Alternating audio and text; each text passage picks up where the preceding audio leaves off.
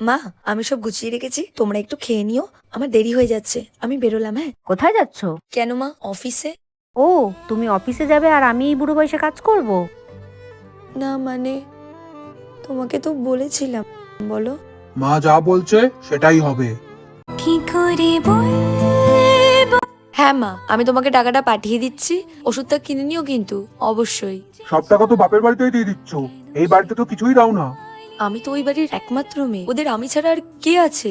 এই বাড়িরও তুমি একমাত্র বউ, সেটা তুমি ভুলে গেছো। আমাদের তো বিয়ের 1 বছর হয়ে গেল, আমরা তো এখনো কোথাও ঘুরতে যাইনি। চলো না কোথাও একটু ঘুরে আসি। কোথায় ঘুরতে যাবে বৌমা? তোমার সংসারে একদম মন নেই, তাই না? ওর আর কি মা, ও তো আর জানে না সংসার কিভাবে চালাতে হয়, সংসার করতে কত খরচ লাগে।